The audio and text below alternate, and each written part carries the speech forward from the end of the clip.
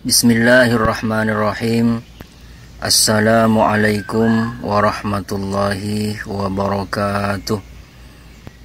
Berjumpa lagi dengan saya di channel YouTube Abdurrahman. Teman-teman yang dirahmati oleh Allah Subhanahu wa Ta'ala, dimanapun kalian berada. Sekarang saya berada di salah satu taman kota Jeddah, Saudi Arabia, sambil merenungi ciptaan Allah Subhanahu wa Ta'ala. Sebelum ke pembahasan, jangan lupa dukung terus channel ini. Caranya di like dan juga subscribe agar terus mengikuti informasi yang menarik dan bermanfaat. Subhanallah, Maha Suci Allah yang menciptakan langit, bumi dan seisinya. Allah menciptakan bermacam-macam pohon seperti di depan kita ini. Ada yang berbuah, ada juga yang tidak berbuah. Ada yang bisa dimakan buahnya, ada juga yang tidak bisa dimakan buahnya. Dan semua makhluk Allah bertasbih kepadanya. Sebagaimana firman Allah Subhanahu wa Ta'ala di dalam Al-Quran, surah Isra ayat 44, yang bunyinya, Tusabbihu lahus samawatus sab'u wal ardu wa man fihinna wa in min syai'in illa yusabbihu bihamdih walakin la tafqahuna tasbihahum. Yang artinya, langit yang 7, bumi dan semua yang ada di dalamnya bertasbih kepada Allah. Ternyata yang bertasbih kepada Allah bukan hanya manusia saja. Semua makhluk Allah bertasbih kepadanya, termasuk pepohonan di depan kita ini. Walakin la tafqahuna tasbihahum, akan tetapi kamu tidak mengerti tasbihnya mereka. Kita tidak mengerti tasbihnya pepohonan di depan kita ini, karena bahasanya tidak seperti bahasa kita. Dan Allah tidak membebani kita untuk tahu, tapi diperintahkan untuk percaya bahwa semua makhluk Allah di langit dan di bumi bertasbih kepada Allah Subhanahu wa Ta'ala. Bahkan juga bersujud kepada Allah Subhanahu wa Ta'ala. Sebagaimana firman-Nya dalam Al-Quran surah Hajj ayat 18 yang bunyinya, Alam taro anna Allah yasjudu lahu man fis samawati wa man fil ard wasyamsu wal qamaru wan nujumu wal jibalu wasyajaru wad dawabu wa katsirum minan nas. Yang artinya, tidaklah engkau tahu bahwa siapa yang ada di langit dan siapa yang ada di bumi bersujud kepada Allah Subhanahu wa Ta'ala. Wasyamsu, matahari, wal qamaru, bulan, wan nujumu, dan bintang-bintang bersujud kepada Allah Subhanahu wa Ta'ala.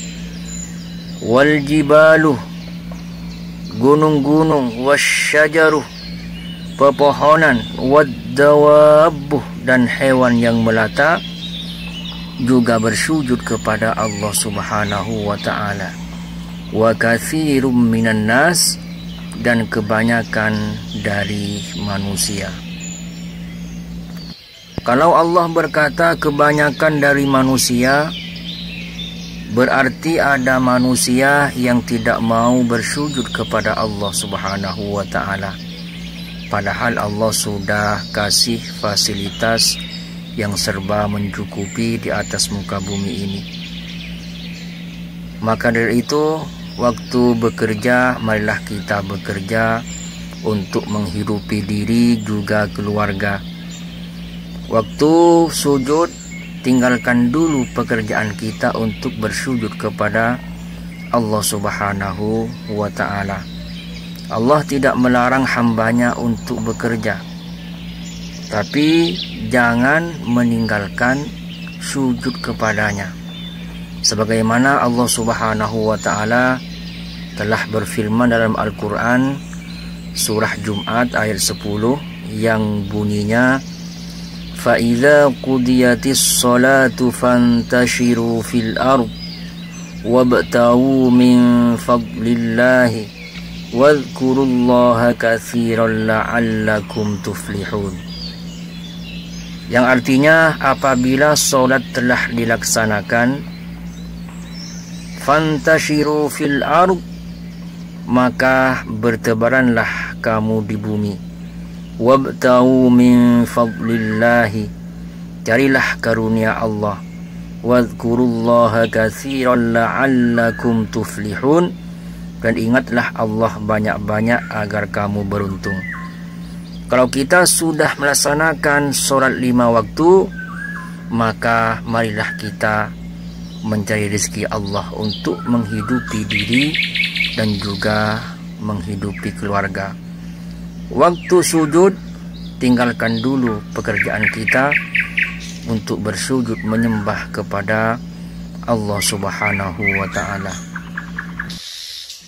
Perintah tentang sujud, Allah Subhanahu wa ta'ala sudah berfirman dalam Al-Quran surah Hajj ayat 77 yang bunyinya, Ya ayyuhalladzina amanu ruka'u wasjudu wa'budu rabbakum waf'alul khairah la'allakum tuflihun.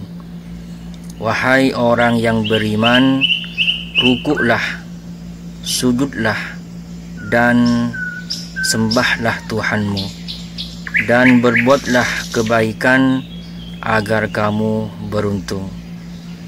Bahkan juga Rasulullah sallallahu alaihi wasallam bersabda, sedekat-dekatnya seorang hamba kepada Tuhannya ialah ketika dia sedang bersujud. Karena itu, perbanyaklah doa. Hadis riwayat Muslim. Ketika kita sedang sujud, perbanyaklah doa kepada Allah Subhanahu wa ta'ala, karena ketika itu kita sangat dekat dengannya. Tapi doanya dengan bahasa Arab, bisa dengan bahasa kita, tapi di dalam hatinya jangan dikeluarkan. Tidak boleh kita melafadzkan dengan lisan kita. Jangan pernah mempercepat sujud ruku. Jangan menganggap biasa lagi sujud dan ruku.